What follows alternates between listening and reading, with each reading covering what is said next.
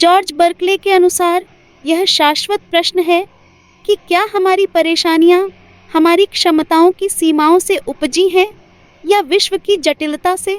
जब हम चीज़ों की अस्पष्टता के बारे में सोचते हैं तो हमें अपने आंतरिक संघर्षों और समझ की स्वाभाविक कमजोरी का सामना करना पड़ता है। मन में विचारों का झंझावत उठ खड्डी दछा होता है। प्राकृतिक रूप से हमारी क्षमताएं सीमित हैं। हमारे जीवन जीने और आराम के लिए इन क्षमताओं का उपयोग करते हैं। क्या इस असमर्थता ने हमें विश्व के गूढ़ रहस्यों की सूक्ष्मता से दूर कर दिया है? चीज़ों की अस्पष्टता या हमारी समझ की स्वाभाविक कमजोरी को अपूर्णता माना जाता है। ऐसा कहा जाता है कि हमारे पास जो क्षमताएं हैं वे कम हैं और प्रकृति ने उन्हें जीवन के समर्थन और आराम के लिए बनाया है, न कि चीज़ों के आंतरिक सार और संरचना में प्रवेश करने के लिए। इसके अलावा मनुष्य का मन सीमित है।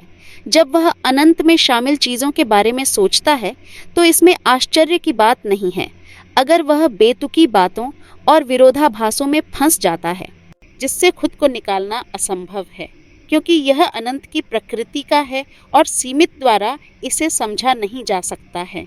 मनुष्य का मन विभिन्न धाराओं में विचरता है, लेकिन अनंत के व्यापक आकाश में उसका स्थान सीमित रह जाता है। यही कारण है कि जब हम कई विरोधाभासों में पड़ते हैं तो वे हमें निराश करते हैं। हमारा बुद्धि मस्तिष्क, जो सत्य की अनंत की गहराइयों में नहीं उतर सकता, आश्चर्यजनक उलझनों में फंसे रहने के लिए अभिशप्त है।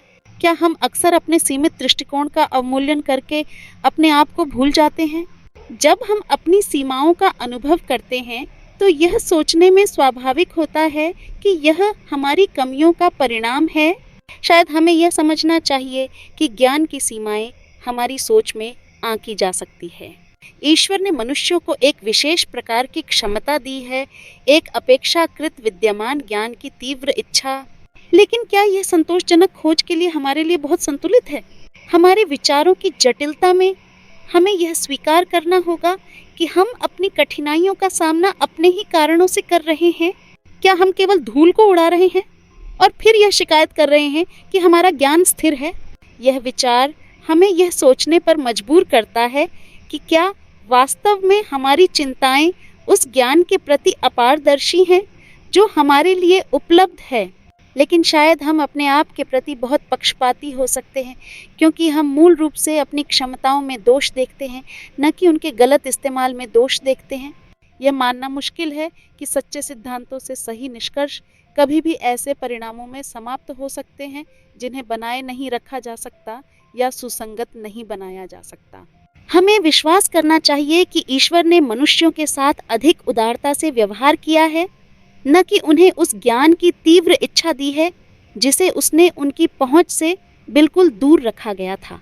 यह ईश्वर के अभ्यस्त कृपालु तरीकों के अनुकूल नहीं था, जो कि प्राणियों में चाहे जितनी भी इच्छाएं पैदा कर सकता है, उन्हें आमतौर पर ऐसे साधन प्रदान करता है जिनका सही तरीके से उपयोग किए जाने पर वे संतुष्ट होने में विफल नहीं होंगे।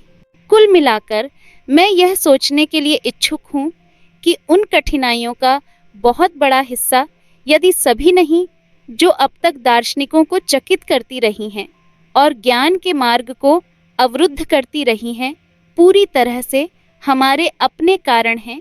हम ये नहीं देख सकते कि हमने पहले धूल उड़ाई और फिर शिकायत की। अंततः यह विचार की सरल समाधान में अप्राकृतिकता है हमें प्रकट करता है कि सच्चाई में हमारे कठिनाइयों का अधिकांश हिस्सा हमारे अपने कारण हैं। ये अपने अंतर्मन में झांकने का समय है, ये समझते हुए कि क्या हमने खुद को बिना देखे बिना समझे ही चुनौती दी है।